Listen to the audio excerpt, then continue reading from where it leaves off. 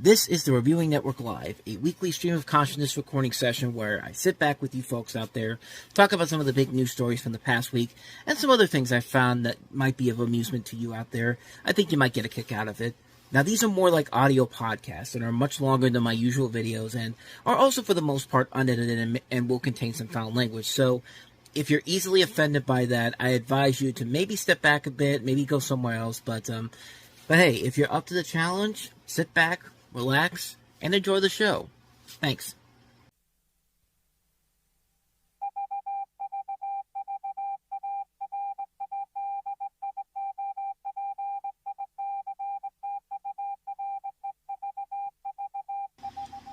And for the 35th time ever, we are alive. Hello, everybody, and welcome to a special Thursday night edition of the Reviewing Network Live. The first of two Reviewing Network Lives this week. We'll still have the show on Sunday, but tonight, of course, is the 2024 NFL Draft, the beginning of it, I should say, round one, I should also say. And we're still about 15 minutes away from the start of the draft. That's on the time of recording this at 7:47. And kind of like I did with the Super Bowl and with the Academy Awards, we're going to be watching all 32 picks together. And you're going to be hearing my first reaction as they develop. Like I said, this is going to be as they happen, so this is not going to be something where I'm responding to it shortly afterwards or something like before then. No, when the draft picks get announced, you'll hear my thoughts on these, because this is going to be a very intriguing night for a number of different reasons. I think most people can agree who the number one pick is going to be. I think it's obviously going to be Caleb Williams, who's going to go to the Chicago Bears. And I think everyone can also agree that 2 is going to be Jayden Daniels for the Washington Commanders, going there to be the quarterback for the Commanders. But after that, all bets are off. And really, it could go anywhere at this point forward. I mean, hell, someone could trade with the Washington Commanders. I know the Raiders were looking to get him, but it's something where, you know, what do the Commanders get out of it? That's kind of what the whole night is all about, is just figuring out who is going to make a deal, what deal is going to backfire big time, what thing in particular is going to be, you know, whose decisions are going to be something that we're going to talk about years from now as bad decisions in general. So if you kind of want to, I kind of want to run down briefly my top 10, the top 10 picks in the draft, who I think is going where.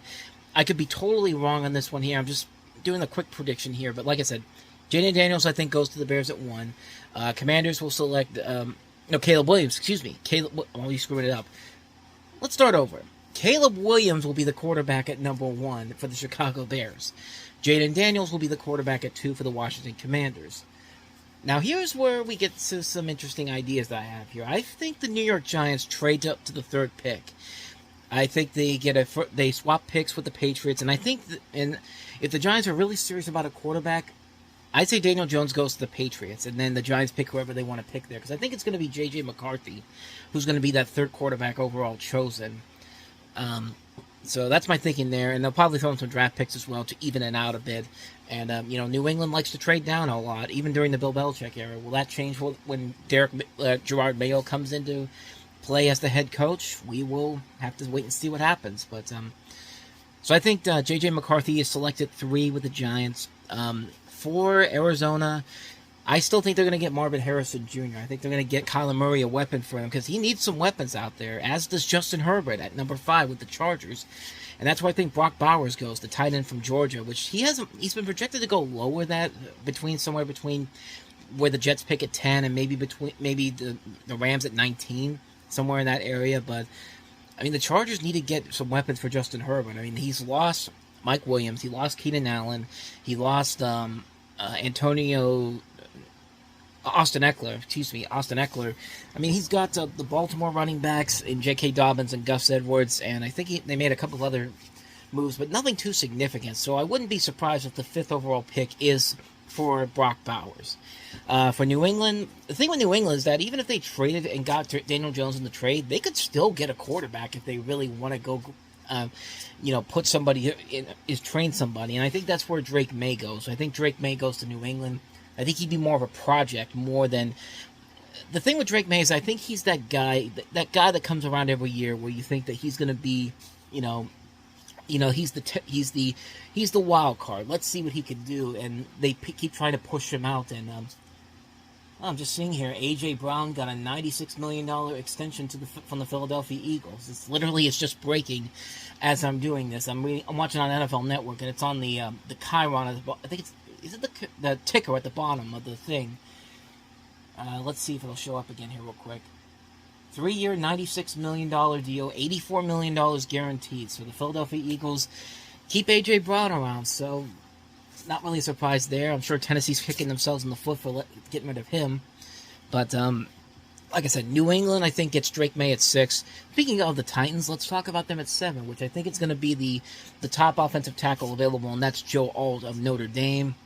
The Atlanta Falcons at 8. It's tough to say. So I've heard some people try to put Michael Penix Jr., the quarterback, there. I don't think they do that, especially considering they just overpaid for Kirk Cousins. 4 years on that one. I think he gets like $100 million plus guaranteed. So I don't think they go there. I think maybe they go with somebody like a Dallas Turner for the defensive edge, the defensive edge from Alabama. Take a sip of my drink here. But I think that's where they go from there. Chicago Bears might trade down. Excuse me. But if the Bears don't, that's where Rome Odunze could end up going, the wide receiver from Washington. I heard the Steelers might try to trade up and go get him, maybe, if he falls below the Chicago Bears, which I don't know why he would, but if that happens, that might be something to watch out for. The Steelers could trade up to go get him at 10, maybe. But at 10, the New York Jets, I'm trying to think of who the Jets might go after here. Let me see for a second. So while I was doing that, they were talking about the fact that now A.J. Brown is the highest paid wide receiver in the National Football League, because I remember St. Brown got that big 4-year, $120 million deal a couple of days ago. Now A.J. Brown's getting paid $32 million for the next 3 years, so there you go.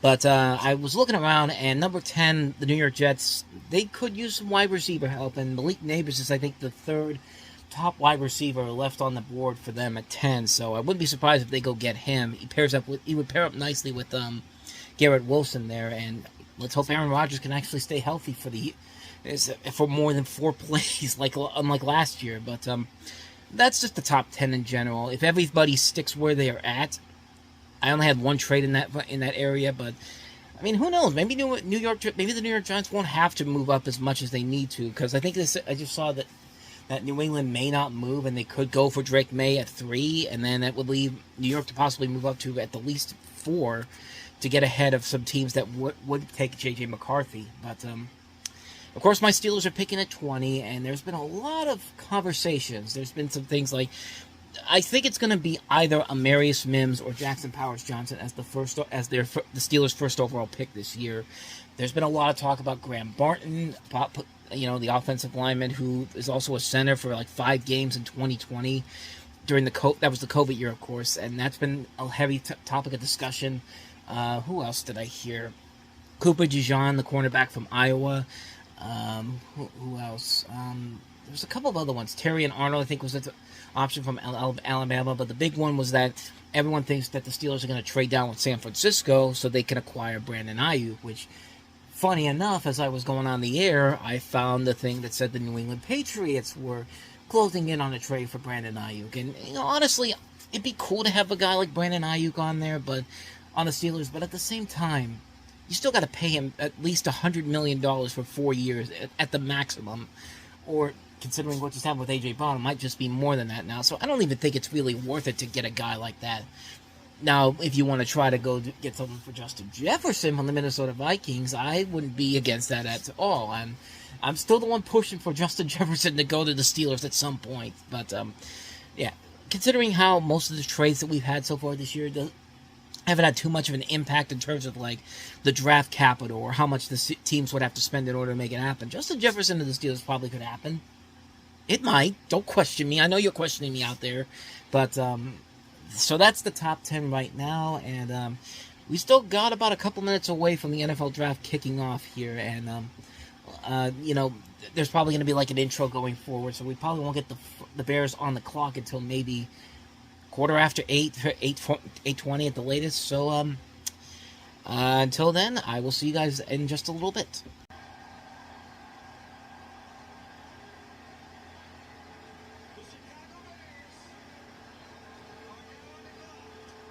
Yeah, you got to figure that was coming. But first of all, no Eminem or Roger Goodell rap battle. Auto fail.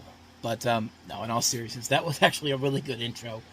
And anytime you play "Not Afraid" by Eminem, it's just like that's one of those songs now where it's kind of like with the Beach Boys. God only knows what I'll be without you, and wouldn't it be nice if you play it in any way, shape, or form? And like there's those songs out there where you play it and you're just like, okay, you've already won. And that was one of those times where they actually made it work. Like the whole thing where, that the intro was pretty good, but I liked the fact that Eminem got involved in that, and just great fun, man. Like that was a good opening. You got all the Detroit legends, past and present: Barry Sanders, Aiden Hutchinson, I think Amarius St. Brown, Calvin Johnson, Jared Goff, But right now, the Bears are on the clock. They still got 9 minutes to go.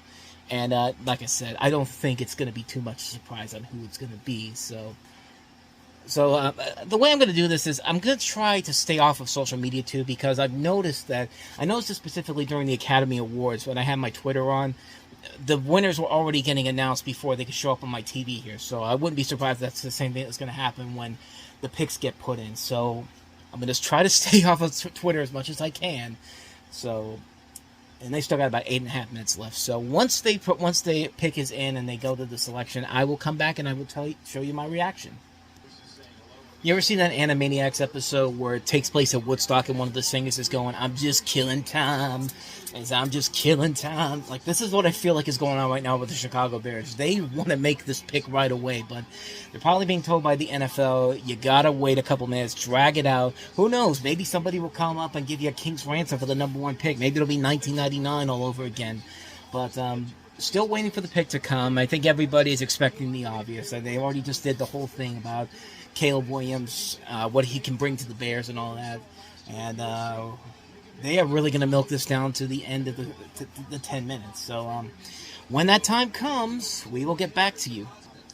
It is funny because Jaguar Gator 9, who has a great YouTube channel on here, definitely go check that out. But on Twitter, he actually put a joke tweet up earlier saying that the Chicago Bears are leaning towards not taking Caleb Williams first overall. Multiple sources told me that no one at USC attended his 21st birthday party, an absolutely shocking development. And considering it's the Chicago Bears and considering they took Mitch Trubisky instead of Patrick Mahomes, it would not be surprising whatsoever. But the pick is now in now, so that means Washington is going to be on the clock pretty soon.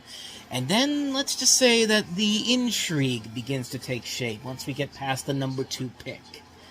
So let's see when the commissioner is going to come out. All right, here we go. The first pick of the night. Watch it be somebody else.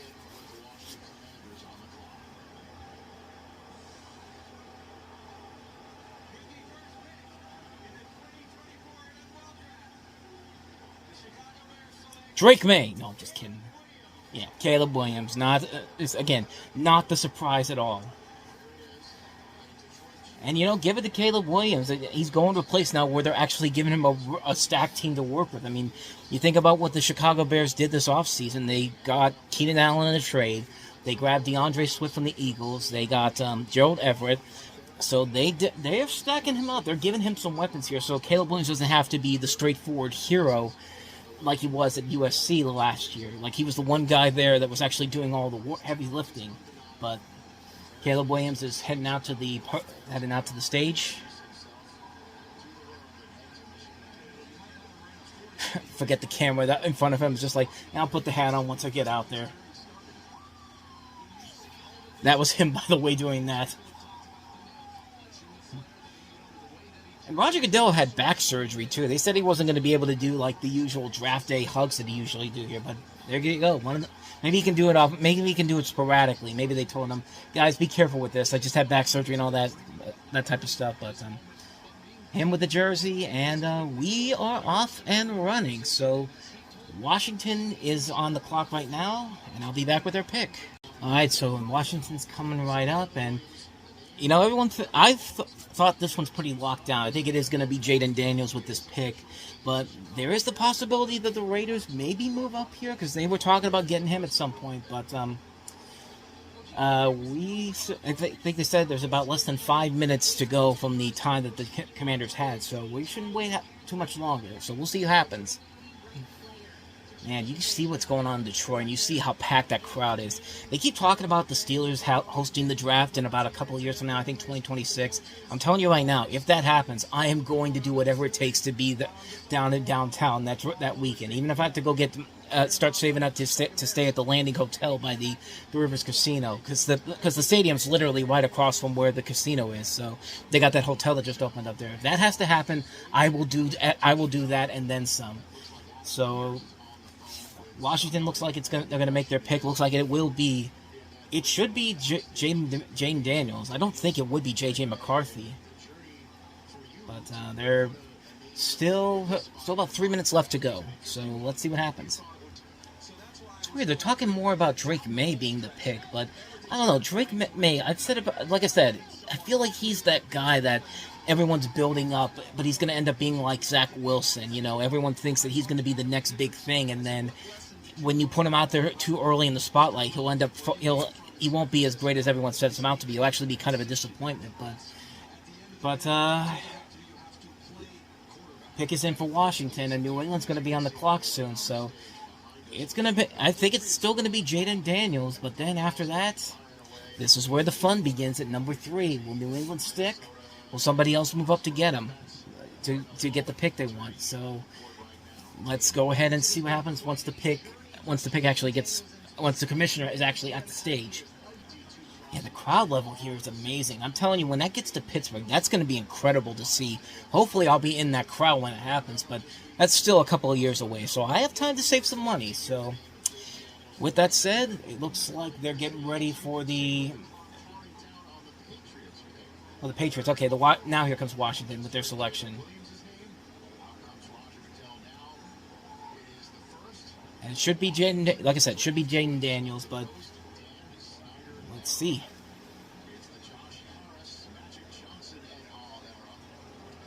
It's era.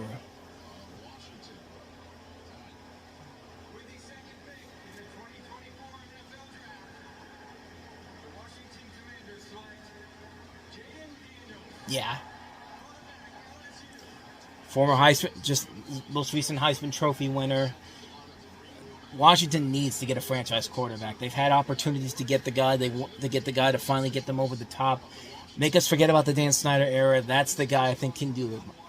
But yeah, no surprise there. Like I said, those are the two I think I got locked down. Everything else after this, all bets are off. So Jayden Daniels coming out, and we now wait to see what happens at number 3. Oh no, they're putting up Robert Griffin III comparisons. Why? Why are you doing this, NFL Network? Why? Why do you have to make Washington fans remember the horrors that were the Robert Griffin era? Not because of him, but just the way that Dan Snyder ran him down to the ground. How bad he ended up becoming. I don't know. I don't know. I don't like the comparisons to RG3 here. Why do you gotta do that with Washington NFL Network? Just why?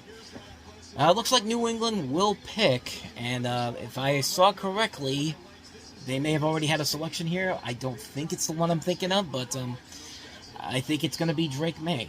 But we will see. And the pick is in. It just showed up on TV. So that basically just tells you that the Giants ain't moving to 3. But question now is, who's it going to be? Is it going to be Drake Maye? Is it going to be J.J. McCarthy? I'm hoping it's not McCarthy. I'm hoping maybe it's Drake Maye. But, again, you never know. After this, I'm wondering if Arizona and the Chargers will stay put. I assume they are. I mean, maybe I assume that Arizona needs to get Kyler Murray a weapon, as the Chargers need to get Justin Herbert some weapons. And who's there? Who's right there? Marvin Harrison Jr. and Brock Bowers. Thought they were just about to announce a trade, but here comes the New England Patriots pick.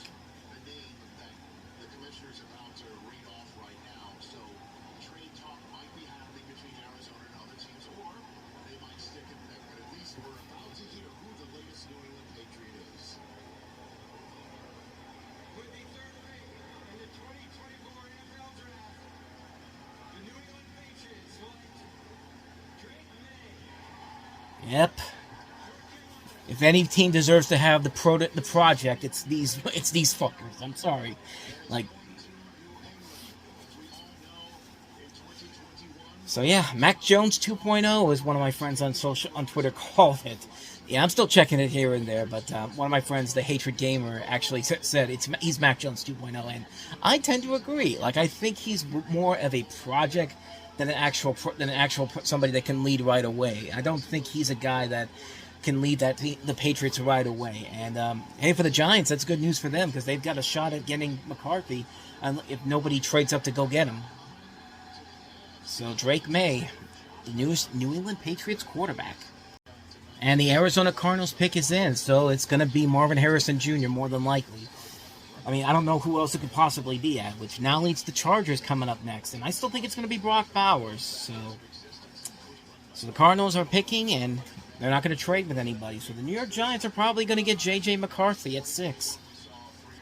You always got to love how they always predict before the draft. The network people always predict before the draft. You know, the whole thing about like, ooh, what if these trades do this? What if these teams trade that? And, you know, yada yada yada, that type of stuff. And like, it doesn't. And like, so far, it's been going pretty much like it is on the board here. Nobody's trading, at least not yet, at least. But I mean, so far I've gotten most of my predictions right. The only one I didn't get right so far was the Giants trading for 3 for McCarthy, but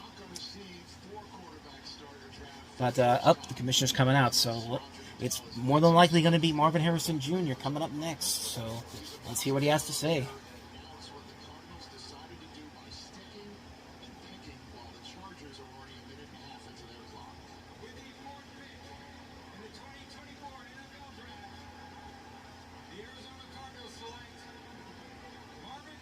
Yeah. You got to get Kyler Murray a weapon, and that's the best weapon out there right now. And that's what they needed. That's what the Cardinals needed to do. I mean, they needed to get somebody to help Kyler Murray. I know there was talk about maybe trading for a quarterback, but you saw what happened when Kyler Murray came back at the last half of the season. I mean, Cardinals are not completely dead just yet. And now the Cardinals have a huge playmaker that's going to help them out to get back to where they were a couple of years ago when they made the playoffs. So, yeah, Marvin Harrison Jr. to the Cardinals. So, technically, I'm 4 for 4 so far with my predictions. I don't know if that's going to change next with the Chargers, but we will see. Let's see what Jim Harbaugh does with his first pick in the NFL draft in 10 years. They just said it on TV, the highest drafted wide receiver for the Cardinals since Larry Fitzgerald 20 years ago. I mean, that's a high mark to be at, man, and I think the Cardinals got a real winner in that one. So we're still waiting for the Chargers to make their selection, or there could be our first trade of the night. No trades yet. Chargers are about to select. I still think it's going to be Brock Bowers, but we will see.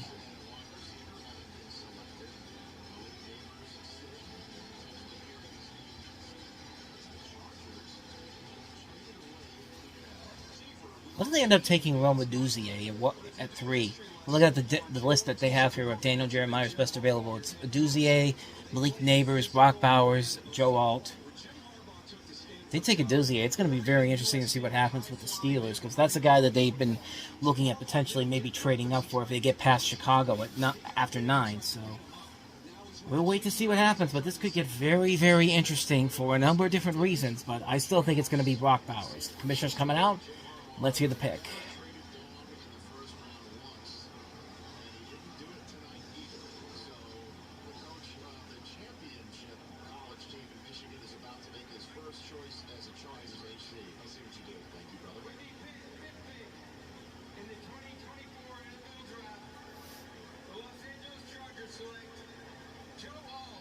Ooh, okay.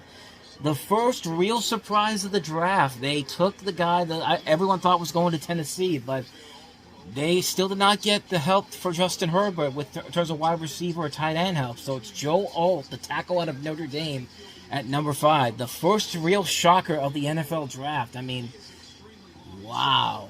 I mean, that's legitimately the first real shock of this evening, because I thought he was going to Tennessee. I think everyone thought he was going to Tennessee. I thought that maybe this would be where Brock Bowers goes, because, like I said, the Chargers need weapons for Justin Herbert to throw to.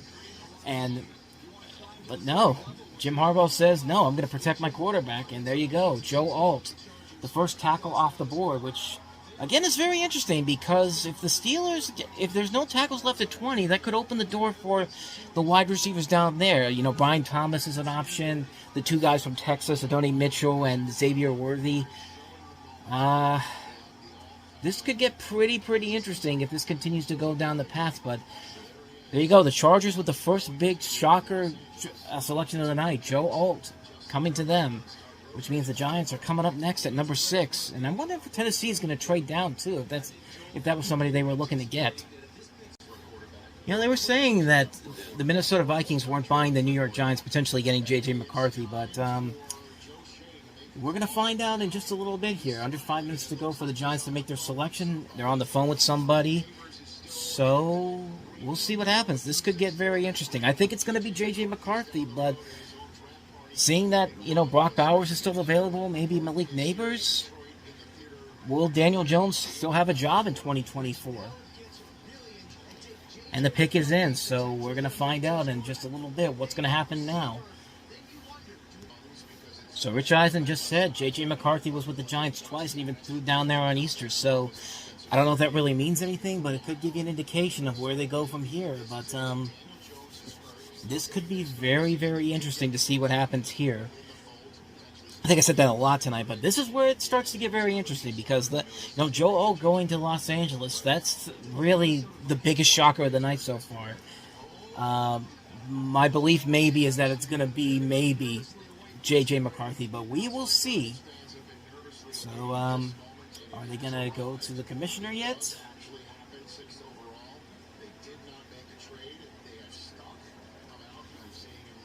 All right, here we go.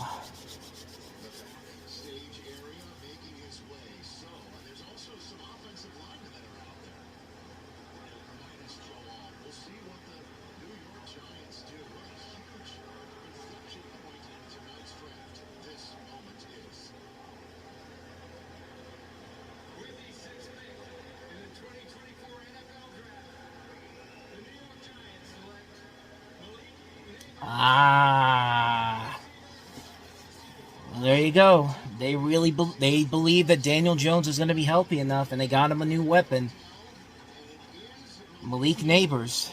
So here we go. Those quarterback needy teams between 11 and 14 are going to probably move up pretty soon. But wow. 2 big shockers there. I was not expecting Malik Nabers at number 6. I thought they were really believing that J.J. McCarthy was going to be the pick, but yeah. So that means a lot of these wide receivers are probably going to go before Pittsburgh even gets to go too. So that's something else to think about too. But yeah, I'm genuinely shocked at the last 2 picks. I was not expecting Joe Holt. I really was not expecting Malik Nabers at 6. So maybe we got our first trade coming up with Tennessee at 7. I know they just got rid of Melissa Stark in that because they're cutting down because the inevitable ESPN NFL Network merger is going to happen. But Kaylee Hartog really does not feel like she wants to be there right now. Like, she doesn't really have that. I don't know what it is, but for some reason she just has these short little interviews, and they're all kind of the same thing. And then they just tell the picks, okay, get the hell on out of here. We got to move on. We got to move along here. I don't know. Maybe that's just me thinking about it, but pick number 7's coming up, and so Tennessee's on the clock.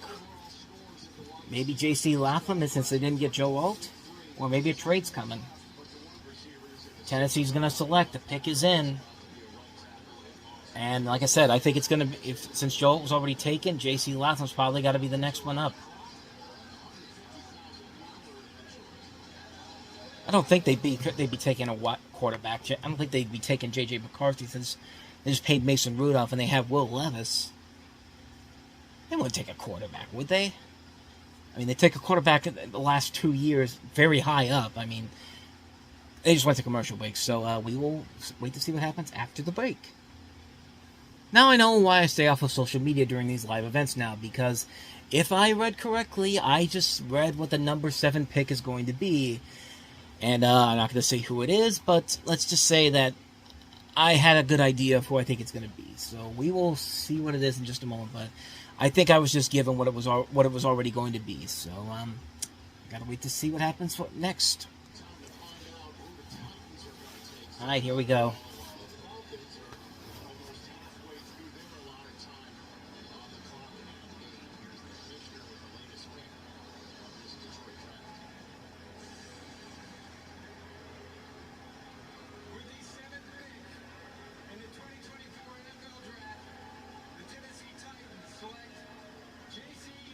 Yeah.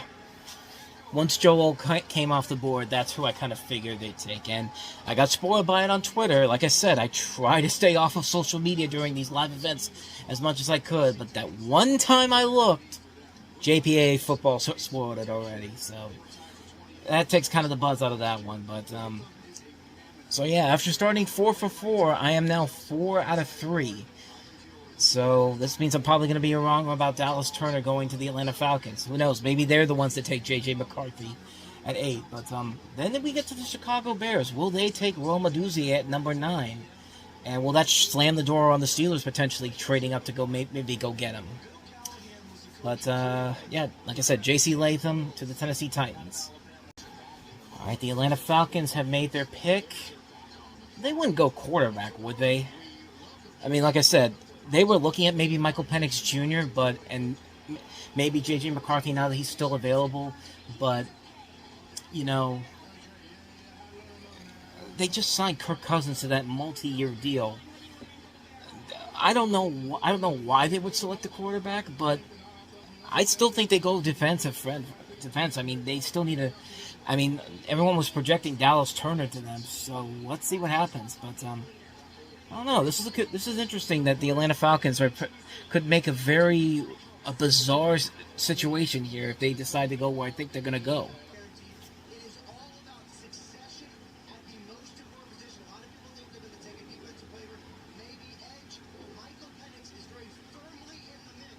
So that's Ian Rappaport talking about maybe Michael Penix Jr. And yeah, that would be significant considering they just signed Kirk Cousins to a 4-year, $100 million deal, and you have to basically sign these rookies to a 4-year deal. So Michael Penix Jr. is going to be basically sitting on the bench for most of his career if this ends up being what we think this is going to be. But this could be the biggest laugher of the draft so far if Michael Penix Jr. goes here. I know the Steelers were probably looking at him, but maybe this is for the best that they didn't have to trade all the way up there to get him. But, hey, you know, J.J. McCarthy, if he's still available, the Steelers, would you consider that? I don't know. But well, let's wait to see what happens. It looks like they're going to do the pick now. This is going to be hilarious if it actually does turn out to be Michael Penix Jr.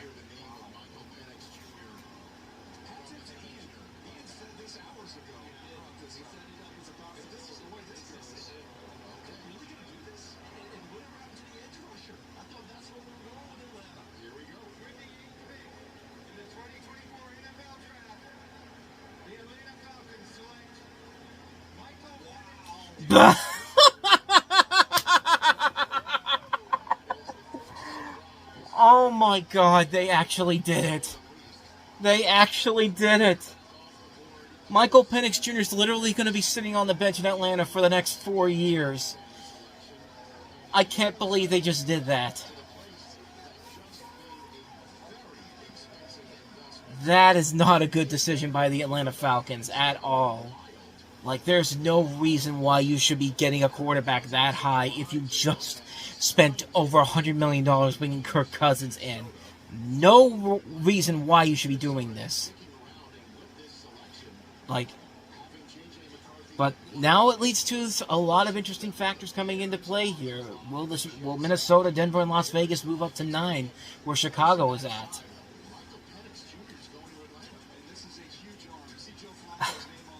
I can't believe they actually did that. I can't believe they actually did that. I think they took him too early, and I think somebody who's going to get J.J. McCarthy, that's going to be a steal for somebody who gets him. But man, that is just when you think the Atlanta Falcons are finally learning, they go and make a stupid decision like that. Unbelievable. Well, there you go, ladies and gentlemen. That is the first real shocker of the draft so far. I mean, yeah, Joe O going to the Chargers is one thing. Malik Nabers going to the Giants is another thing. Michael Penix Jr. to the Falcons is like, dude. Okay, so Chicago is next, I guess, and we'll wait to see what happens there. But wow, I can't believe Atlanta did that. All right, the Atlanta Falcons have made their pick. They wouldn't go quarterback, would they? I mean, like I said, they were looking at maybe Michael Penix Jr., and maybe J.J. McCarthy now that he's still available. But, you know, they just signed Kirk Cousins to that multi-year deal. I don't know why they would select a quarterback, but I still think they go defense. I mean, they still need a. I mean, everyone was projecting Dallas Turner to them, so let's see what happens. But I don't know. This is interesting that the Atlanta Falcons could make a bizarre situation here if they decide to go where I think they're going to go.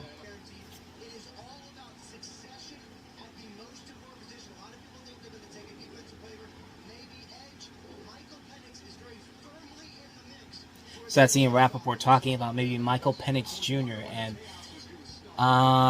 yeah, that would be significant considering they just signed Kirk Cousins to a 4-year, $100 million deal. And you have to basically sign these rookies to a 4-year deal. So Michael Penix Jr. is going to be basically sitting on the bench for the most of his career if this ends up being what we think this is going to be. But this could be the biggest laugher of the draft so far if Michael Penix Jr. goes here.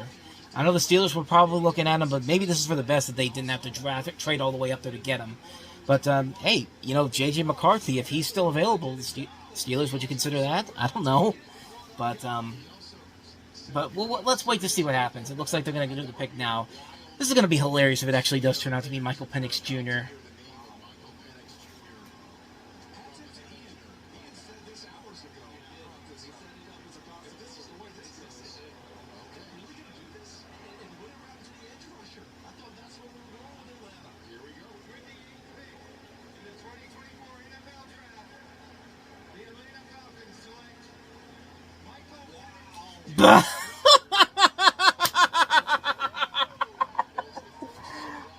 Oh my God, they actually did it. They actually did it. Michael Penix Jr. is literally going to be sitting on the bench in Atlanta for the next 4 years. I can't believe they just did that. That is not a good decision by the Atlanta Falcons at all. Like, there's no reason why you should be getting a quarterback that high if you just spent over $100 million bringing Kirk Cousins in. No reason why you should be doing this. But now it leads to a lot of interesting factors coming into play here. Will Minnesota, Denver, and Las Vegas move up to 9, where Chicago is at?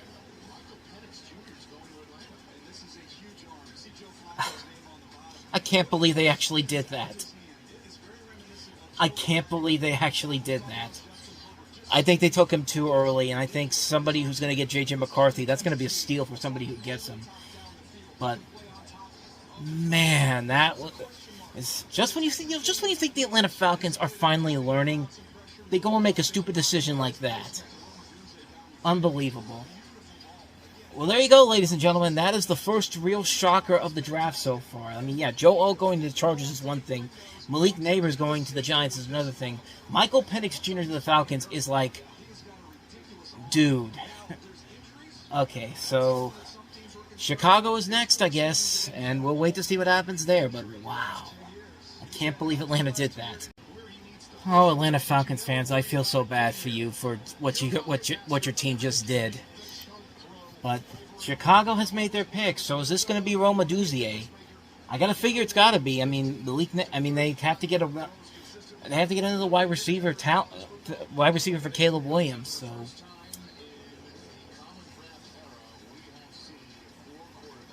that makes this the earliest of 4 quarterbacks have been selected. They're just showing it on TV here. The 8th pick. 4 out of 8 picks are all quarterbacks. That's interesting. It really is something. It's like 2018, 2021, 1999, 2011. So who's going to get J.J. McCarthy now is going to be the interesting question. It looks like it's going to be Minnesota unless someone trades up with the Jets. And they're on the clock right now. The Bears have made their pick. So let's see what happens. Here comes the commissioner with the pick.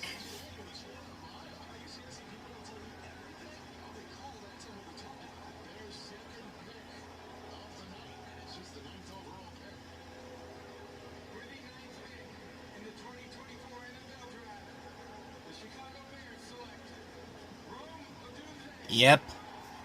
Sorry, Steelers.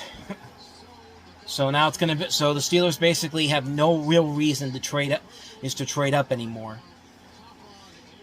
But hey, at least you still got some wide receivers down in the 20s. But yeah, not really a surprise there whatsoever. And I think that's actually one I did say was going to be the eventual selection there. So at least I'm back on track there. 5 out of 4 ain't bad. So, yeah, Rome Odunze going to Chicago and catching touchdowns from Caleb Williams.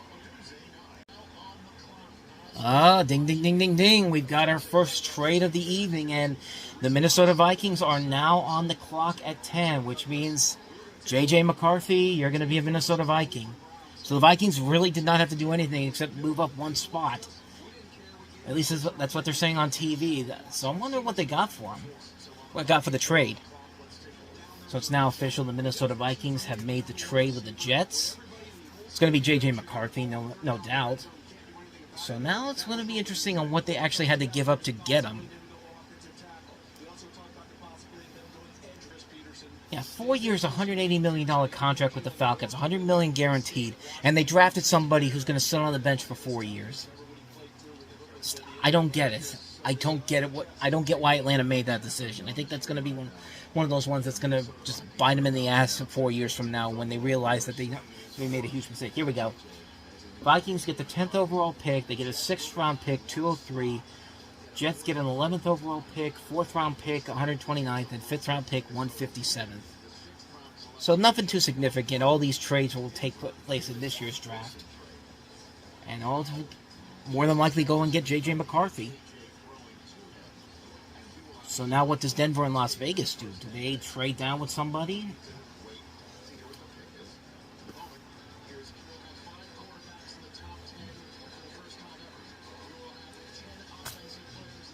The pick is in, they're going to commercial.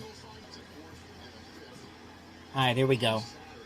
Finally, after the commercial break, which seems rather pointless if you ask me, but I don't make those decisions now, do I? But that's it. Alright, here we go. It's like they got the Make-A-Wish people out.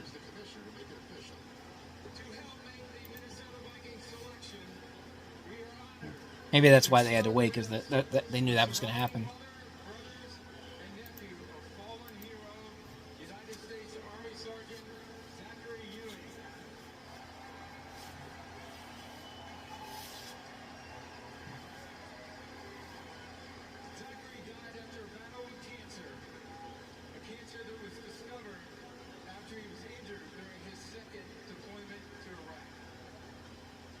Damn.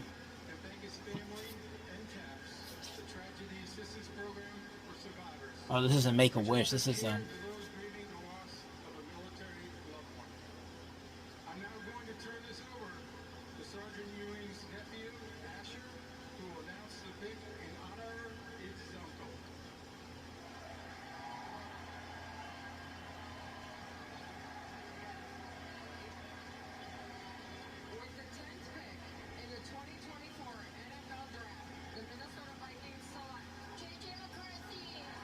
Yep.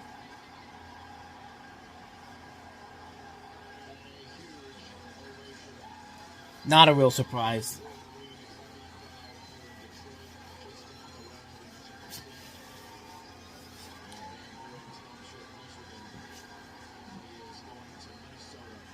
So there you go. Minnesota, J.J. McCarthy to the Minnesota Vikings.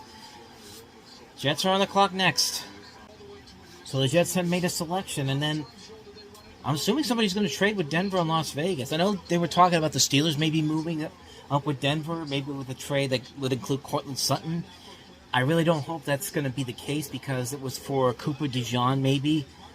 I really hope that's not the case, but Denver really doesn't have any other choices left. I mean, they could go after Bo Nix, who I think is the last quarterback that is expected to go in the first round, or the Las Vegas Raiders. I mean, I don't know. I really don't know. It's really going to be interesting to see where they go with that one. But let's see who the Jets are going to pick. Maybe this will be Brock Bowers. I had them maybe possibly taking them if the Giants were going to take him. If the Giants aren't going to take him, might as well give Aaron Rodgers a big target to work with. That's interesting. I'm just realizing that We've had 10 picks and there's been no defensive players yet taken. Does this mean the New York Jets will be the first one? I don't know. Maybe. I can't even remember the last time we've had a draft where it's been one specific side of the ball. Offensive, defensive. I think this might be the longest stretch run we've had without a player from a specific side of the ball. But we're going to see in just a second. Commissioner's going to make the pick now. Let's see where the Jets go.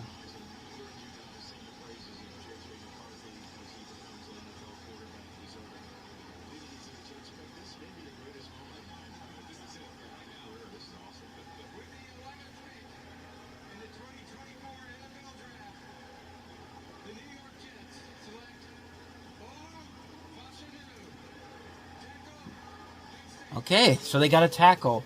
Olu Fashanu.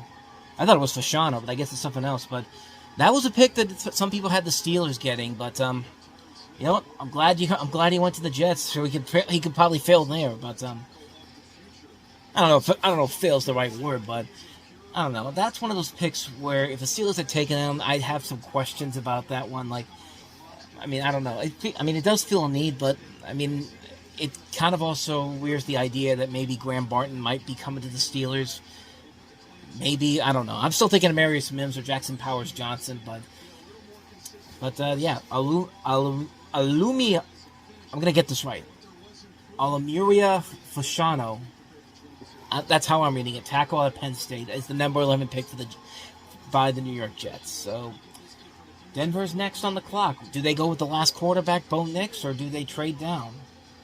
Or do the Raiders go get him? We're going to find out in just a little bit. Denver's pick is in, so they're going to make a pick next. Will it be for the quarterback, or will the Raiders pick him up? Let's find out. This made me wonder if Brock Bowers drops to the Steelers, do they consider possibly getting him? There were these trade rumors about Pat Freiermuth potentially being traded, but he's going to announce a second-round pick tomorrow. So, I don't think that's good. I doubt they're going to trade him, but if Brock Bowers makes it to 20, it could make that room very interesting, because you already have Freiermuth, you already have Darnell Washington, depending on what happens here. Maybe Denver picks up Brock Bowers for whatever quarterback they're going to get, because right now I don't think they even have a good quarterback right now in Denver now. Will it be Bo Nix? Let's see. Commissioner's coming out, so let's see who the latest Denver Bronco is going to be.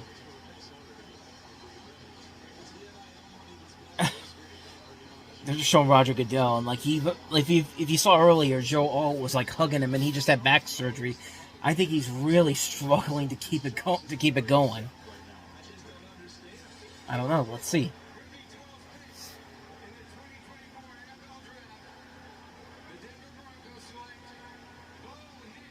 Oh, there you go. 6 out of 12 quarterbacks. 6 out of 12 are quarterbacks in this opening round. And so the Raiders, I think they're gonna trade out. But Denver needed a quarterback,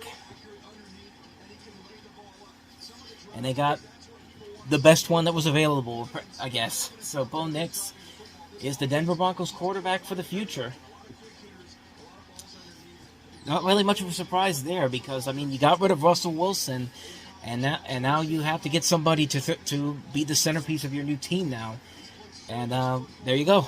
I don't have much more to say about this one. I thought that was going to happen. Bo Nix, congratulations, you're a Denver Bronco. Now, what the hell does that mean for Las Vegas at 13? Do they trade down? Do they select somebody? Do they select a defensive player? Well, we'll wait and see. But yeah, there you go. 6 out of the 12 first picks of this draft are all quarterbacks. And keep in mind, the Denver Broncos just traded for Zach Wilson from the Jets earlier this week. So it'll probably be Zach Wilson starting the season off. And if he doesn't work well, then that's when Bo Nix comes into play here. I just completely forgot that they traded for Zach Wilson earlier in the week. And the Raiders are going to make a pick. So is this going to be the first defensive player taken off the board?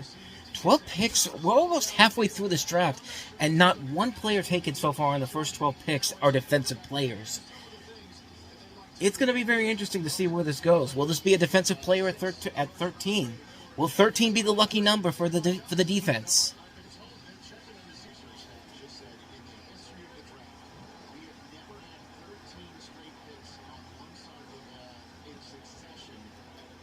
Well, let's see if that changes. Here comes the Raiders pick.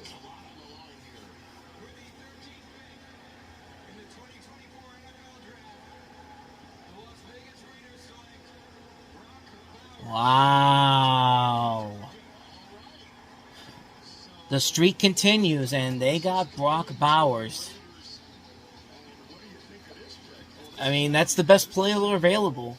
I mean, the Raiders have Gardner Minshew as their quarterback right now, and I mean, Gardner Minshew's not a bad QB, but he's got a good weapon with Brock Bowers. Wow. And they just drafted Michael Mayer last year too, so that's 2 top tight ends that they've gotten in the last 2 years, and I mean that's incredible. I mean Antonio Pierce did a very good job in that second half of the season, but this isn't like Matt Canada with the Steelers and Kenny Pickett and all that. No, he almost got the Raiders. Antonio Pierce almost got the Raiders into the playoffs. I mean they beat the world champion Chiefs for God's sakes, but. Wow, I can't believe that. Brock Bowers going to the Las Vegas Raiders. So yeah, that's another target I had the Steelers potentially maybe going for down the toilet. So that means, I don't know, but 13 consecutive offensive picks so far. Will that continue into 14? The Saints are on the clock next. We'll see what happens. So New Orleans is on the clock next. They still haven't said the pick is in yet, so maybe we're talking about the second trade of the night so far. But looks like we could be getting into some defensive players finally. 13 consecutive ones without a defensive player. And the top one available is the cornerback Terrion Arnold from Alabama.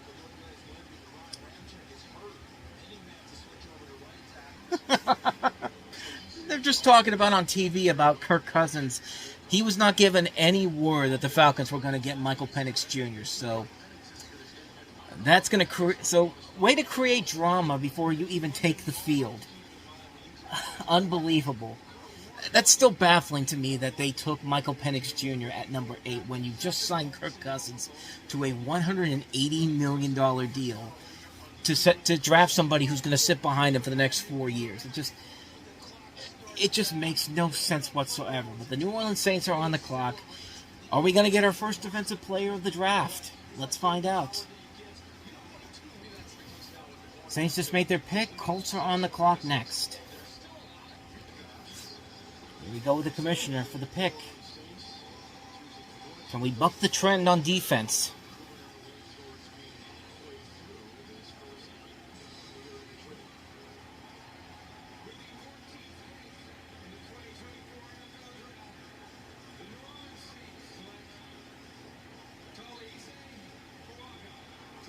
Nope. Another offensive tackle. Talese Fuaga of Oregon State goes 14th overall. So now that it's 14 picks now of offense. So I'm guessing maybe Indianapolis is going to probably be the first one. I say that, but who knows? Maybe they want to get some tackle help for Anthony Richardson so he doesn't get injured again. But yeah. 14 picks. All offense so far. Pick is in for Indy. And there we go with the pick.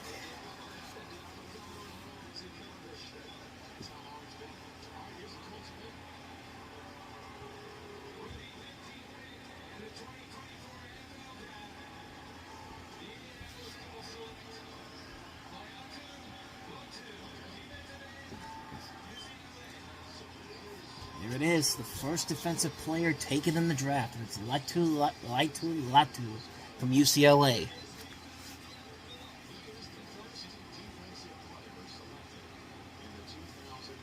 So there you go, the first pick selected defensively for this draft. And Seattle's coming up next. This is a great story, too. I mean, I think I just heard that this kid actually got the same doctor that did the neck surgery on Peyton Manning when the Colts got rid of him, and you could see that he was very emotional when he got that jersey. It's just like, I can't believe I'm actually here. Like good, like I like these little stories like that. That's a really good story to know about. Yeah, they're just showing it again. Like, he really can't believe it.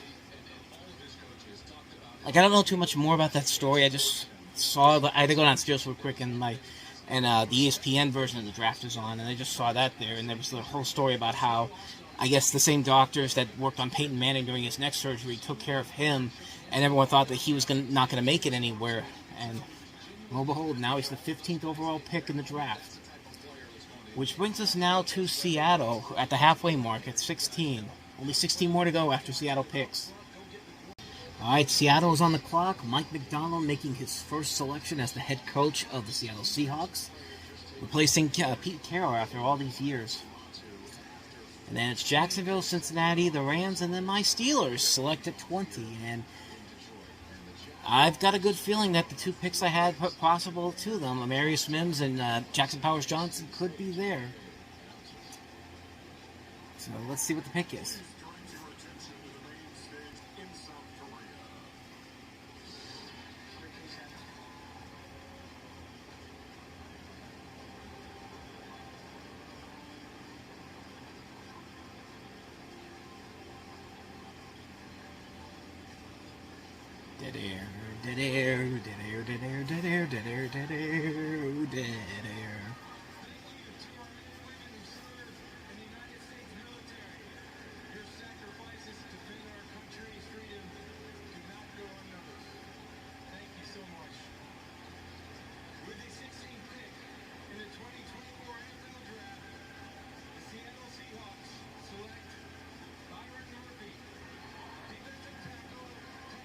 Interesting. I thought he was going to go later on in the draft.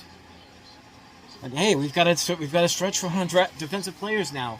Byron Murphy took the second defensive tackle going to Seattle. Oh, okay. Minnesota's moving up to 17. They traded with Jacksonville. So, but remember they had that pick that was originally the Houston Texans, but the Texans traded with the Vikings, and now the Vikings have used that pick to trade up over Jacksonville, because then it's Cincinnati, and then the Rams, and then the Steelers. So I'm wondering who the Vikings are going to select with 17. It's interesting now. So yeah, Minnesota just gave Jacksonville King's ransom to move up, trade up, and get Dallas Turner, the defensive edge from Alabama, who everyone thought, including myself, was going to Atlanta. Of course, Atlanta took Michael Penix Jr., but the Vikings are the only ones at the forefront of these trades so far tonight. I don't know if that's going to continue or what, but J.J. McCarthy, Dallas Turner, that's been their night so far. Cincinnati's coming up next on the clock. So the Vikings got the Jaguars' 17th overall pick. Then the Jaguars get the Vikings' 23rd pick, the pick at the 23, a 5th rounder this year, a 3rd rounder next year, and a 4th rounder next year. So they got a lot to move up 6 spots, which is very, very interesting when you think about it. That seems like a lot to go get Dallas Turner, but like I said, Cincinnati's up next. We will see what happens going forward, and then it's the Rams and then the Steelers coming up. And now I'm definitely going to stay away from social media because the Bengals have made their selection, the Rams are on the clock, and soon the Steelers will be on the clock. So I am not going to look at Twitter during this, at least these next 3 picks. So here comes the Bengals with their selection. Pick number 18.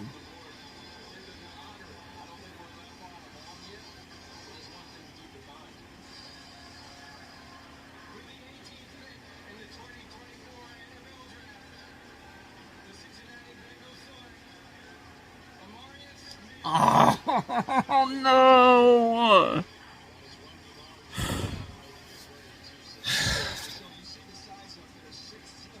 Well, there goes one of the picks.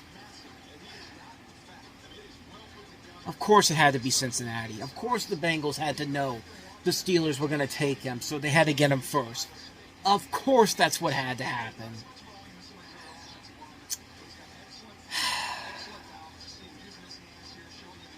Well, shit.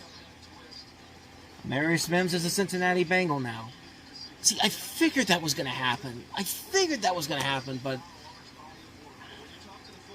now what are you going to do now? Hope for Jackson Powers-Johnson. Fucking Cincinnati, man. I really don't want them to get Graham Barton. I know that's the one that everyone wants him to get, but they want to get him because they think of him not just as a tackle, but also as a center. But he was a center during the COVID year. He only played 5 games as a center. That just seems like a risky move to them to do. And what if it backfires? Like, I hope it's not that. I hope they go for a center and Jackson Powers-Johnson or even one of those wide receivers that's available to them. Just don't beat Graham Barton. Just please don't beat Graham Barton. But anyway, the Rams are making their selection. Their first one since 2016 when they drafted a guy named Jared Goff who had some success there and then had some success in Detroit. Their first round selection in 8 years. All right, the Rams are about to pick. Steelers are on the clock. So who are the Rams going to take? Maybe defensive player? We're about to find out. Aaron Donald did just retire, and they need a defensive player, so they need somebody on that level that could replace Aaron Donald. So there's a couple of choices up there. The question is, will they take them? All right, here we go.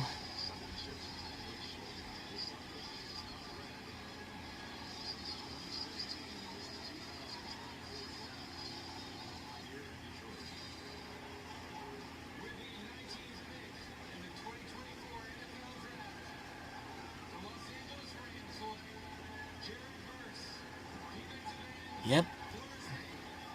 Like I said, Aaron Donald just retired. You got to get somebody to fill that void.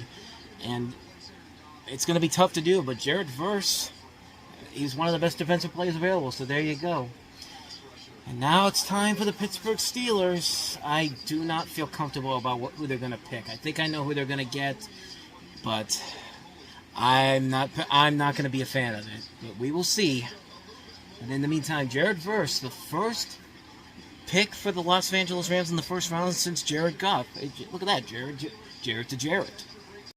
Well, we can now officially shut down the Brandon Ayuk rumors about the Steelers trading down and Niners moving up because the Steelers have just made their selection. So whoever they're going to get, that's who they're going to get. So we can finally shut down the Brandon Ayuk rumors.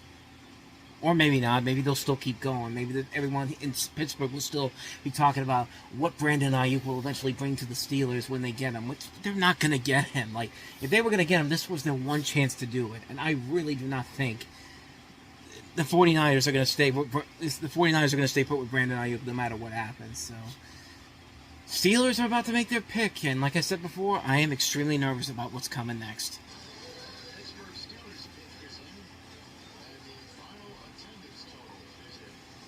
$275,000 fans in attendance. A night one record for the NFL draft. All right, here we go. Cam Hayward, the Walter Payton Man of the Year, who's going to present the pick.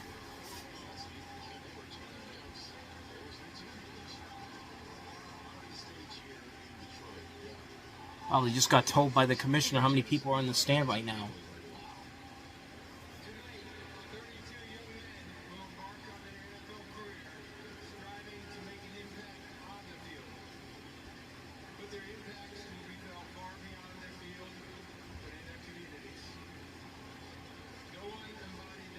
I'm kind of surprised they didn't get Jerome Bettis. Jerome Bettis is from Detroit, and he won a Super Bowl in Detroit. I would have thought they would have gotten him and saved Cam Hayward for maybe for the second round to come out and present the pick. But there you go.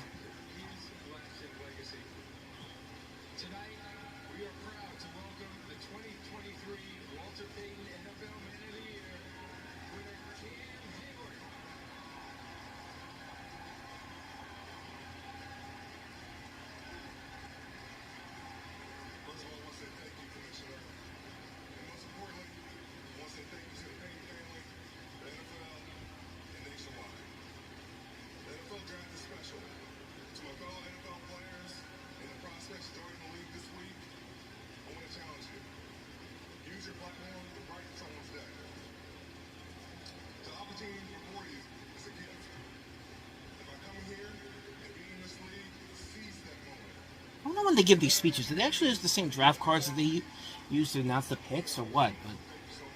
But okay, here's the pick.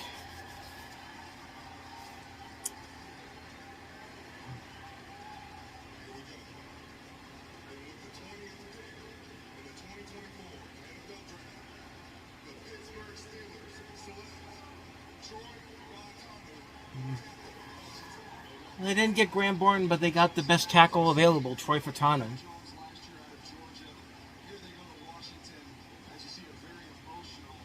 Okay, I really don't know. I don't know too much about the tackles per se. I'm just going off of what I hear on TV. But they got a tackle. They would have liked to have Amarius Mims. Would have liked to have had Jackson Powers Johnson. But there you go. Steelers make their first selection of the draft, and it's Troy Fautanu. And they were talking about how good he could very be.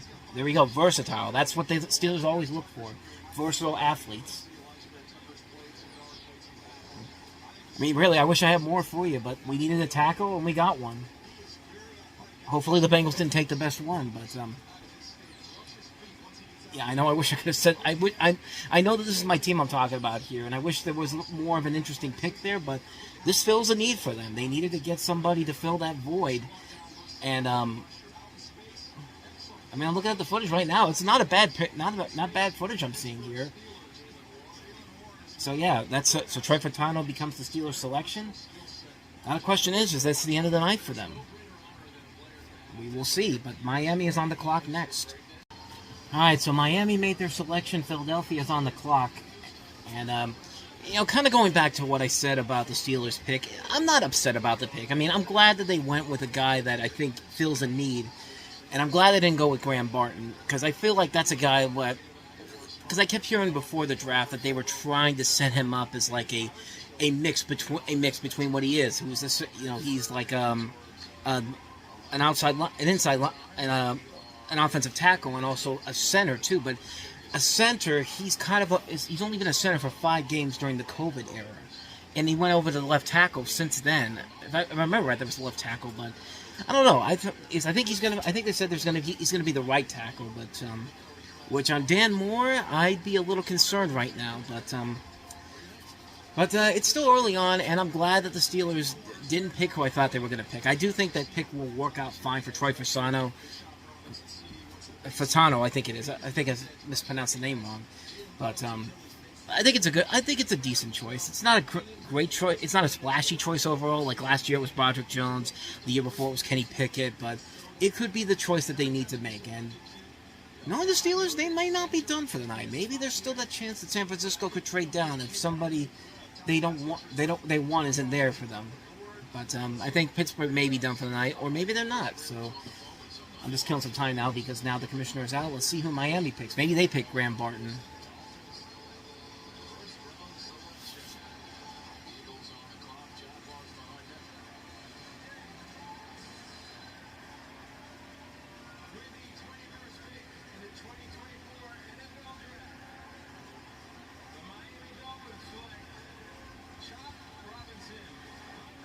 Defensive edge from Penn State, Chop Robinson. Well, they needed somebody to replace Christian Wilkins, who got that massive deal in Oakland, or Las Vegas, excuse me. So that's not a bad pick for them. I'm kind of glad they didn't go with the rumors that I heard about them trying to trade Tua, which it feels I feel like that's a bad move on them because Tua has played some of the best football he's played ever since Mike McDaniel came to the Miami Dolphins. Why would you want to trade him? And if you were getting a good quarterback in between them, maybe not. But yeah, I don't understand why they thought about trading him. But Chop Robinson to the Miami Dolphins. Philadelphia is on the clock next.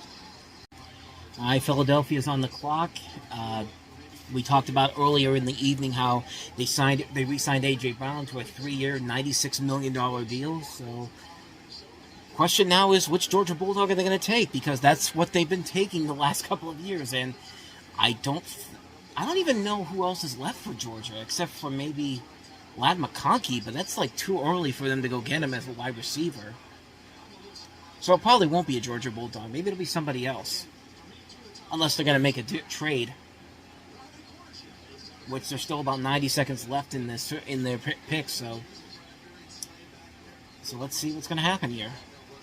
Yeah, they're just showing the list now. There's no Georgia Bulldog on there, so unless they're going to stretch, it could be the cornerback that's available at the top there, Terrion Arnold. Terrion Arnold, Quinyon Mitchell, Ryan Thomas Jr., Graham Barton still there, Cooper DeJean, and then we're getting into Adonai Mitchell territory, Kool-Aid McKinstry from Alabama. Pick isn't in yet. Oh, here we go. I'll say that, and now the pick is in. So the Philadelphia Eagles made a selection. It's not going to be a Georgia Bulldog, I would think, considering that there was no Bulldogs on that list I just saw.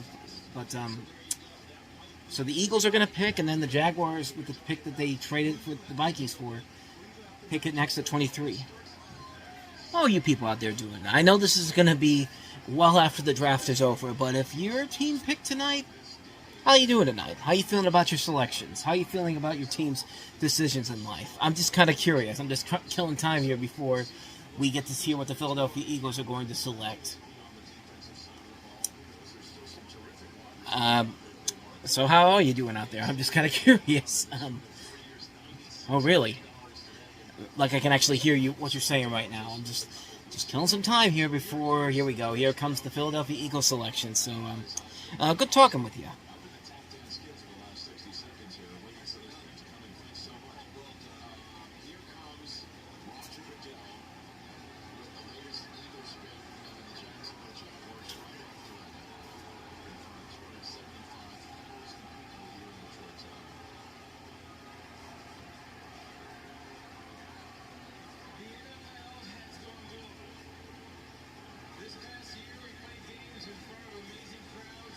They're going to talk about the Packers and Eagles in Brazil. This is on the first Friday of the NFL season.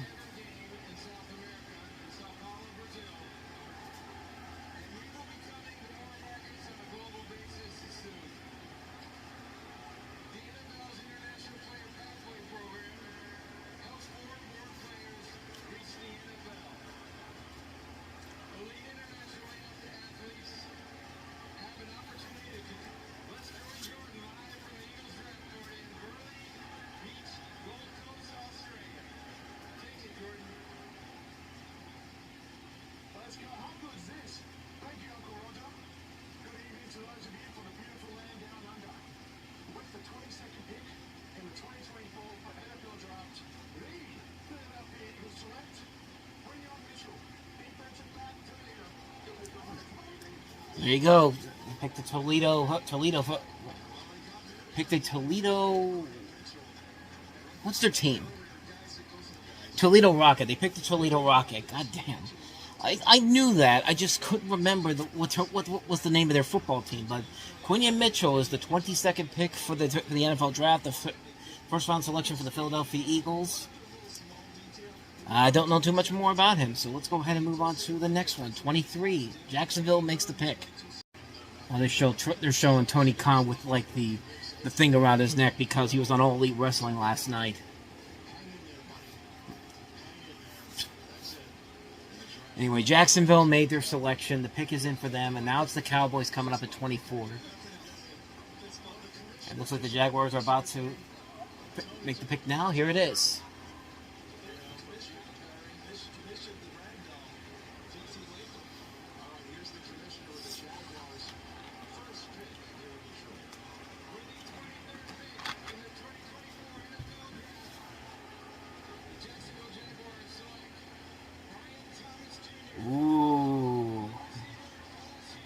Well, they did just get rid of Calvin Ridley, so there you go. There's your Calvin Ridley replacement. And Trevor Lawrence gets a sexy new target to throw to. Brian Thomas Jr. to the Jacksonville Jaguars. So that means that Dallas is on the clock next at number 24. Well, that was something. As soon as I hit the record button, my phone fell on the floor, and just as that happened, the Lions traded up to the 24th spot. So the Lions are going to make a selection at 24, and the Cowboys trade down to 30. Actually, 25, 26, 27, 29. Excuse me. Wait a second. 24, 5, 6, 7, 8.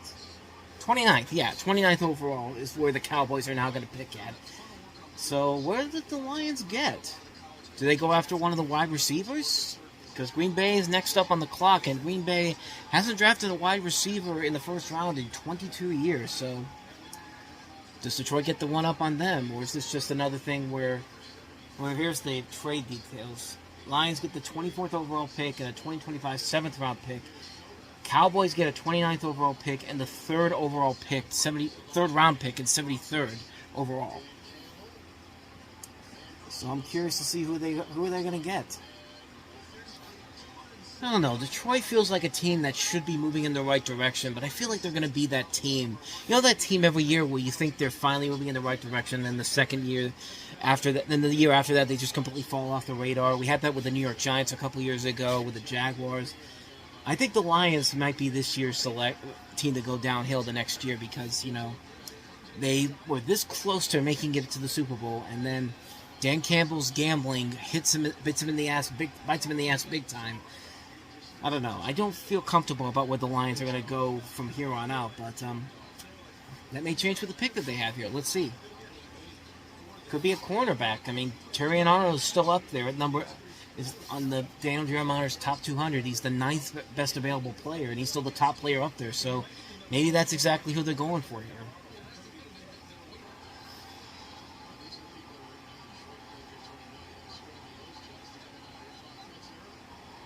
We go with the pick.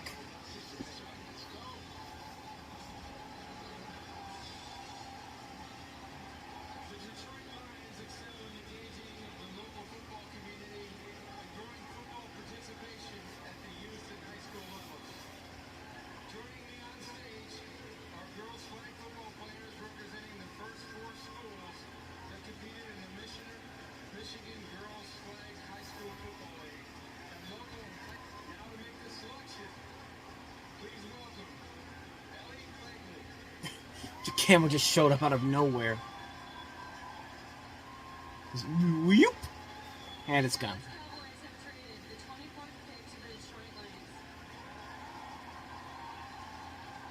I'd be so nervous to do this if I ever get a chance to do this.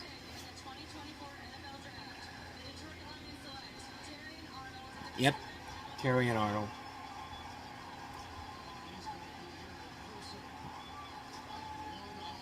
But yeah, I'd be nervous as hell to do that in front of a crowd of over a quarter of a million people. But there you go. Like I said, Terrion Arnold, he was the best player available. He's the cornerback that they needed. And there he is right there. Pick at 24. Which means Green Bay is on the clock next. And just like that, Green Bay's on the clock and everybody's just like, fuck this shit, we're out. All the Lions fans are just like, yeah, we saw the pick we wanted to see, so we're going to go ahead and get the hell on out of here. See you tomorrow, everybody. So yeah, it means the Green Bay Packers have made their selection. Tampa Bay's on the clock. Forgot Arizona has the Houston pick at 27. So that's them coming up. And then Buffalo, Dallas, Baltimore, San Francisco, Kansas City. And then we're done for the night. So, yeah. I don't know what else I was going to say after that, but Green Bay's pick is in. And when they get to it, I will come back. You can see behind the guys on NFL Network, everyone just cleared the fuck out. Like, they don't give a shit about what's coming next. So here comes the Packers pick.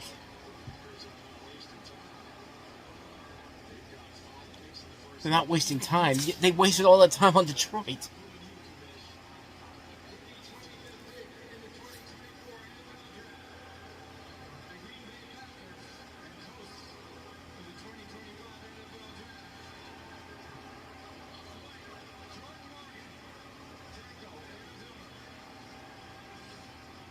Well, that seems like a random pick. And we can make it now 23 years in a row when the Packers do not select a wide receiver in the first round. Jordan Morgan, tackle out of Arizona. Got nothing else for you on that one. So Tampa Bay's on the clock now, and we get to them next. So it looks like we have a couple of picks already in. Tampa Bay's is in, Arizona's in. I think it said Buffalo's on the clock next. So after that, Tampa Bay, Arizona, Buffalo, Dallas, Baltimore, San Francisco, Kansas City. Only 7 more picks to go for the night. I mean, my God, that room cleared out as soon as Detroit made their selection. Everybody, he was just like, we're done. We're just, like, you can see it on NFL Network. Half the people that were, like, full about 2 picks ago are gone. Anyway, Tampa Bay is going to make their selection now. This is 26th overall.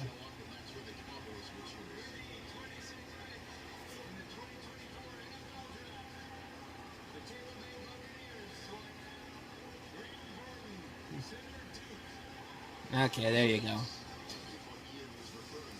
So yeah, center, left tackle, but He only played center for 5 games during the COVID era. That's what I was worried about when the Steelers decided not.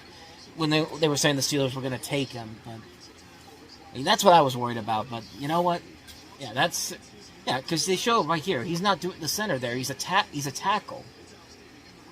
Like, I know they like versatile players, but I don't think you could take a chance on a guy who could play center if he only played center for 5 games during a year where everything had been so screwed over with COVID. So yeah, I'm kind of glad the Steelers didn't take him. Tampa Bay's got him. Baker Mayfield's got some protection now. So Arizona, I think, made their pick already, and then Buffalo's on the clock next. They're not even wasting any time. We're going right to the next pick with Arizona.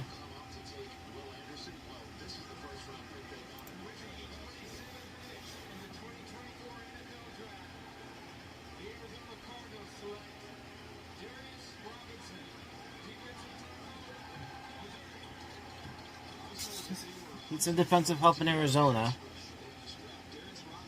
Again, I really don't know too much about this pick, but there you go. Darius Robinson, defensive edge, going to Arizona as the 27th overall pick. Buffalo's next. I guess the Buffalo Bills are trading their pick.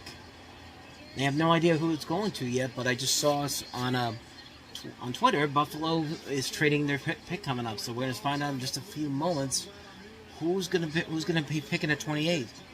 Kansas City just moved up.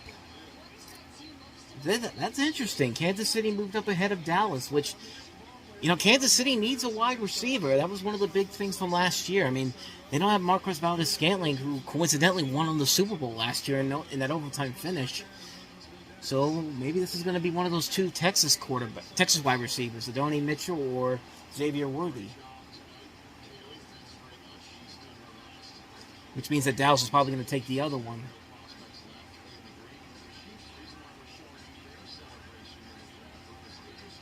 And they're going to commercial. Because of course we're going to commercial. So just talking about what the Kansas City Chiefs did to trade up to go with the Bills. Let me see if I can find it here because they don't have the image on screen.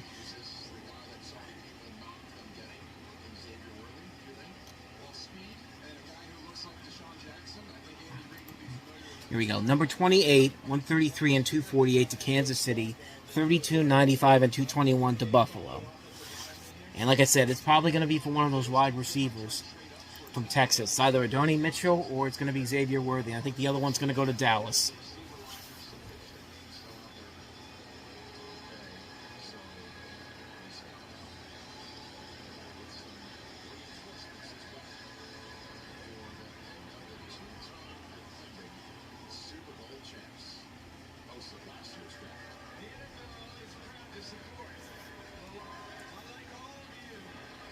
To make a wish pick here. This is the one I was talking about earlier. I thought the Minnesota one was the make a wish pick, but no, this is Kansas City's pick.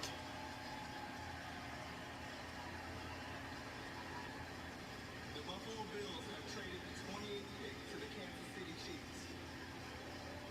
With the 28th pick in the 2024 NFL Draft, the back-to-back Super Bowl champions Kansas City Chiefs select Xavier Worthy. Yep. Had to go with either one of them, and Dallas is probably going to get the next one, too. Yeah, Xavier Worthy. You have to get somebody to eventually... I mean, he's kind of like what Tyreek Hill was to them. So I figured that was going to be who they were going to get. Either him or Adonai Mitchell, whoever was up there. But like I said, I think that's Dallas's pick next. Dallas coming up. 4 more picks to go in this first round. Dallas said they were going all in, and they went all in, all right, by doing nearly absolutely nothing in free agency. So, that's their idea of all in. Let's make a joke about it. Oh, the commissioner dropped the card. But here we go. Cowboy selection.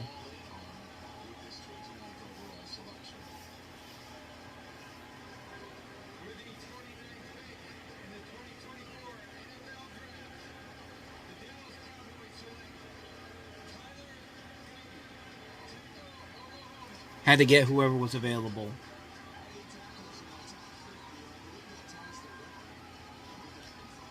And you got somebody in the San Francisco Uni shirt back there. Thought they would go. He probably thought he was going there, but nope. You're gonna go waste your career in Dallas. Yeah, I'm pretty sure that's not who they really wanted to get. They probably wanted a Graham Barton. They probably wanted Xavier Worthy. They probably should have gotten the wide receiver, which Baltimore's on the clock next. Which, considering what they've done the last couple of years, that's who they're probably gonna get. Because of course that's what it should be. After that, Baltimore, San Francisco, and then Buffalo. Which I'm kind of stunned Buffalo actually did it, considering they need a wide receiver too, because they don't have Stephon Diggs anymore. But yeah, Tyler Guyton, 29th overall selection. Baltimore is next. So yeah, if Dallas isn't going to take a wide receiver, of course Baltimore is going to probably take a wide receiver, because that's just what they need to do.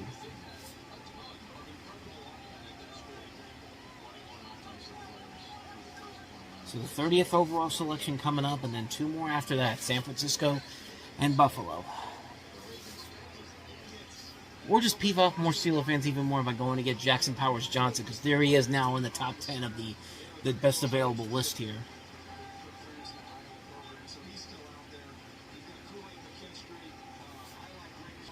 That room is completely empty compared to what it was an hour ago. Like, it's like there was 275,000 people in there before. It's got to be less than 100.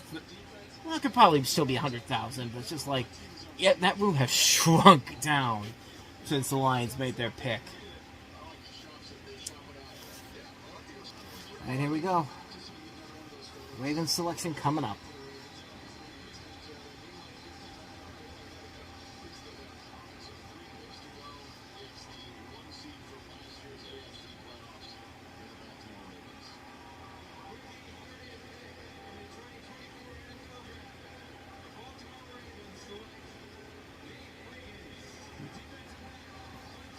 Okay, they got what? They got a cornerback. So that means they passed over Cooper DeJean. They passed up a couple of decent ones. Cooper DeJean, Kool-Aid McKinstry, and so they got Nate Wiggins. That's kind of interesting. That's kind of interesting that they didn't go with any of the top cornerbacks on that board. They just put one who was down at the bottom of that board. But there you go. So that makes things kind of interesting. I think it's going to set itself up for Buffalo to probably take Adonai Mitchell. I think I kept saying Xavier Worthy beforehand, but San Francisco's on the clock next, then Buffalo. I mean, I think if they take Adonai Mitchell at San Francisco, that should pretty much tell you everything you need to know about whether or not Brandon Ayuk's going to be in San Francisco next year. But we're going to find out pretty soon. The 49ers are going to be on the clock right now. Their pick will be in soon.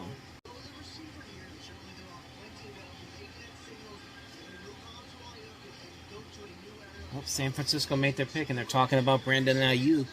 This could be very interesting, but I don't think San Francisco is going to do that. I think Buffalo's going to probably get Adonai Mitchell. But if San Francisco picks him, could open the door maybe for a Steelers pick, for a Steelers trade, or a trade in particular, not the Steelers. But like I said before, I really would like that Brandon Ayuk to the Steelers trade talk to just stop, because it'd be just too much money to bring him in, and you have to sign him to a long-term, to a maximum deal. If you will, I'd rather see him go get somebody like Justin. If you're gonna go trade for a wide receiver, put some money in Justin Jefferson. I'm sure you might not have to spend a whole lot in terms of draft capital to get him.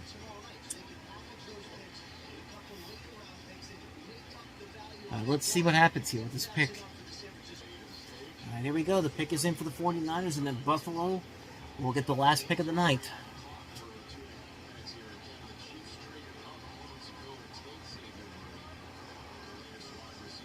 Roger goes just like, let's wrap this up, man. My back is killing me, man.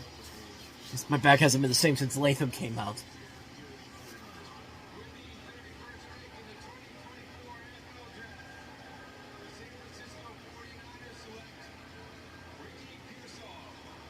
Wow. Okay, so it is a wide receiver, but it's not Adonai Mitchell.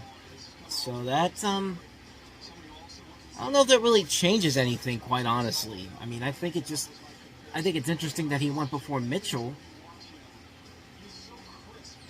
That's very interesting. I did not expect Pearsall to go before Mitchell. But, like I said, I don't think that really changes anything for Brandon Ayuk. I mean, I don't think it really does, but it just gives the 49ers more offense to work with here. But, like I said before, nothing really changes as long as you have Brock Purdy under center. I'm sorry, I'm not buying into the Brock Purdy hype. They're overhyping him because he was Mr. Irrelevant, and he's not been that great of a quarterback. I'm sorry, he just has not. But, what do I know? Okay, so, but Ricky Pearsall, 31st overall pick, which means... Oh, wait a minute. Carolina moves into the first round. So this could get interesting. Maybe Carolina's the one that moves up and gets Mitchell. But no, Carolina's just traded up one slot. I mean, that's pretty impressive. Like, what is David Tepper thinking here? Like, I find that kind of amusing because I don't think there's hardly ever any Carolina Panthers fans out there because they probably thought, we're not going to draft until tomorrow. But no, here you go, and you got to feel bad for the Buffalo Bills fans too because they were waiting for that pick to come out, and let's see what they did. 32nd overall pick, 6th round pick is what the Panthers get, which will be 200. Bills get the 2nd round pick, 33rd, 5th round pick, 141st. So I'm thinking maybe... I don't think they'd be moving up one slot for Cooper DeJean or one of those top cornerbacks. It's got to be a wide receiver. It just got to be a wide receiver. I hope they don't pick Jackson Powers Johnson because they just said they needed a center. This is going to be Jackson Powers Johnson, isn't it? All right, here we go. Last pick of the first round of the NFL Draft.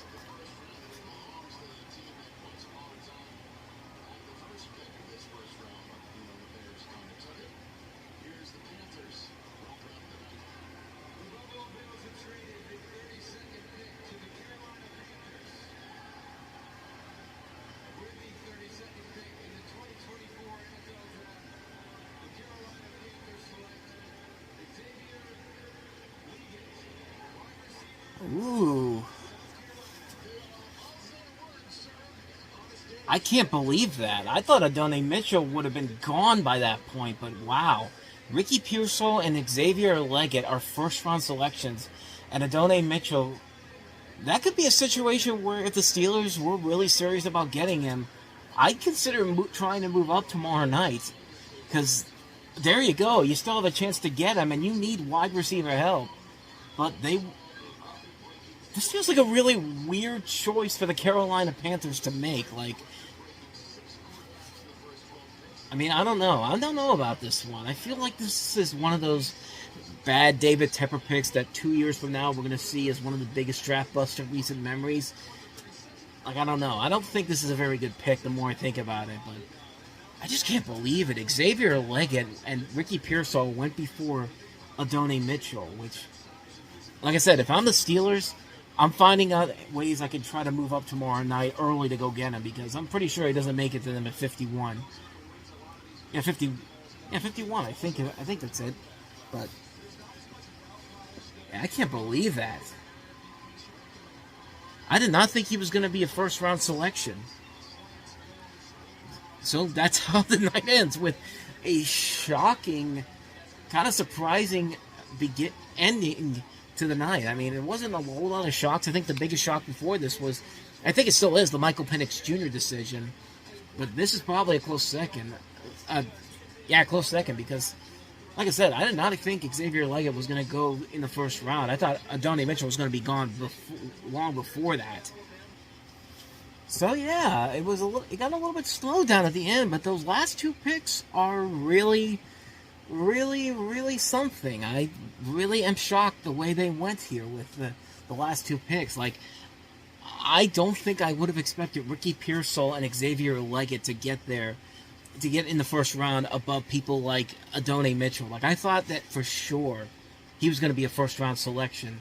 But like I said before, if the Steelers, if they're really interested in him, I'd try to move up sometime tomorrow, early in the top, within the first 10 picks, and go get Xavier Mitchell. I really feel like that should be somebody that you need to get, because he's not making it to 51 if they're going to wait for him there.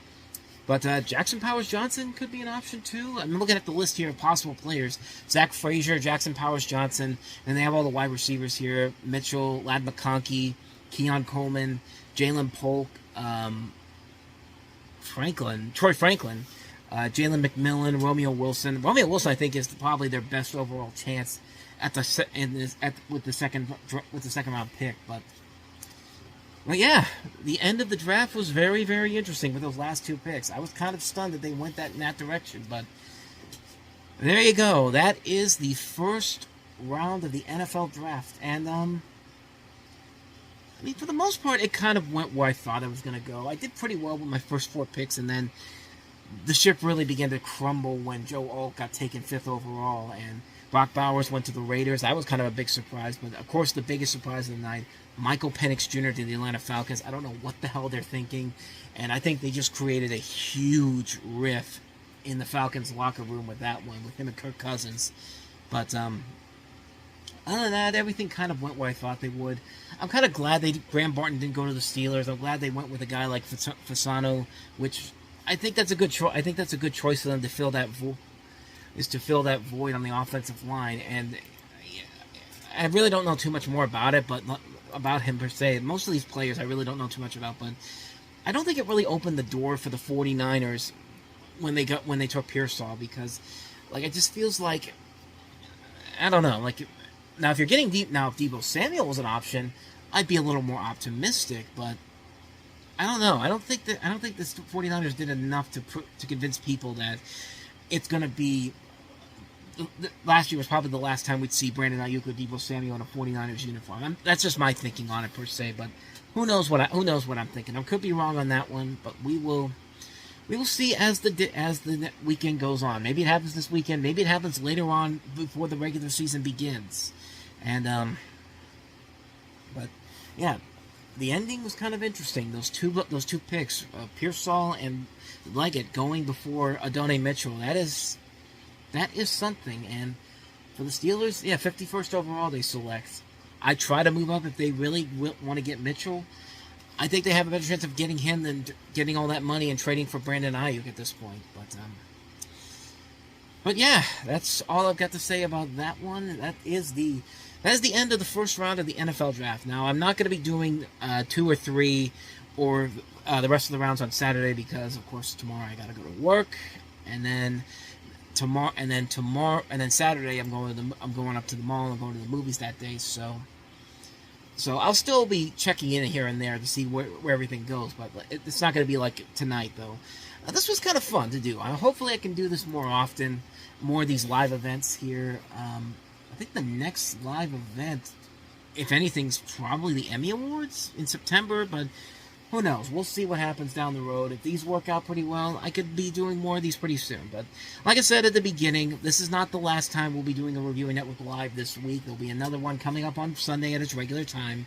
And I think it's going to be a summer movie preview special, because this has not been a very engaging news week for entertainment news. And we are getting close to the summer movie season. So I think I'm going to use this episode this week to talk about the summer movie season coming up, which should be a very interesting one to say the least. So, with that said, thank you all so much for watching this. And if you like what you saw and you want to see more videos like this, check out our playlist. Please hit the like and subscribe button. And thank you for watching and listening. And I will see you guys Sunday night with another all-new episode at its regular time. So, thank you so much for watching. And until the next time I see you, thank you. And until then, we are out.